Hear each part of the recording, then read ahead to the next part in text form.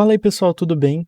Você está no canal Facilidades e hoje eu vou estar trazendo aqui um vídeo a respeito de pontos importantíssimos que você deve saber para você poder se considerar um programador de fato. E bom, o pensamento algorítmico é você saber pegar um problema e resolver ele dividindo ele em passos sequenciais e lógicos. Isso é basicamente definir um algoritmo, aliás, na qual você vai ter uma entrada, o processamento dessa entrada e a saída, que vai ser basicamente o resultado. Ainda nesse âmbito, a gente também vai falar a respeito da resolução de problemas, que é você conseguir ler ali a respeito de um problema, receber um problema dado por alguém, dado por um site, enfim, por uma empresa, e você saber resolver aquilo, pensar em uma solução antes de você ir botando a mão no código, certo? Então é aquilo de você ler um problema, pegar um papel, anotar ali o que você acha que é fundamental você fazer, a sequência daqueles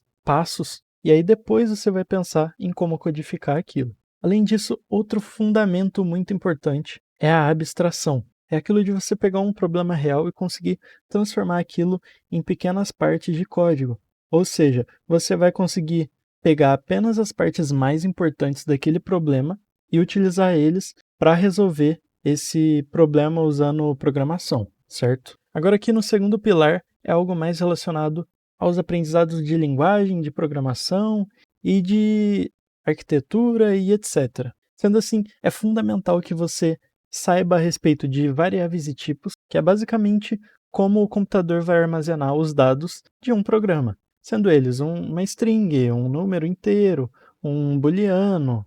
E além disso, é muito importante que você entenda a respeito do escopo e da mutabilidade, que é basicamente para você saber se em uma certa parte do código uma variável x está sendo utilizada por uma função ou por outra função.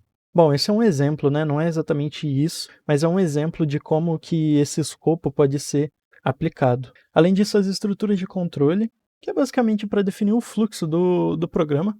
É aquilo de, se o usuário tiver mais de 18 anos, ele pode se cadastrar, se não, ele não pode se cadastrar.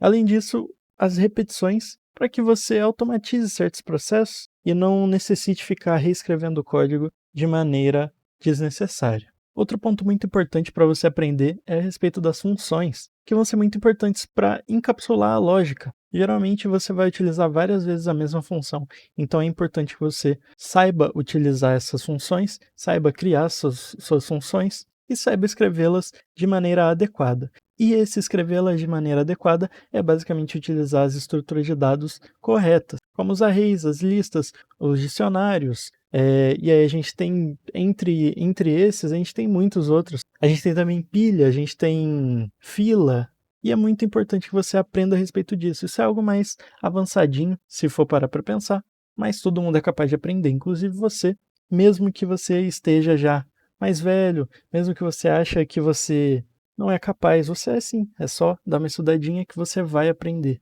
é só persistir. E aqui em terceiro lugar, é algo que a gente sofre muito hoje em dia, que é a respeito principalmente dos problemas causados pelo uso da IA, né? Que é basicamente aqui, em primeiro lugar, o efeito copiar e colar, porque você não vai aprender nada se você copiar e colar, você vai simplesmente estar cuspindo um código que outra pessoa escreveu e você não teve um pensamento crítico, um pensamento lógico para fazer aquela resolução desse problema. Além disso, você precisa testar o seu próprio código, principalmente no início. Depois que você fizer as coisas mais automaticamente, isso vai acabar deixando de ser um hábito, mas é muito importante que no começo da sua jornada você teste o seu próprio código, tente explicar linha por linha o seu código, tente explicar por que você está fazendo isso e não aquilo. E por último, a gente precisa destacar a dificuldade em sintaxe versus a lógica. Então você precisa primeiro pensar a respeito da lógica, porque os erros de sintaxe você vai se acostumar visualmente, você vai se acostumar pela prática. Agora a lógica você precisa treinar mesmo, beleza?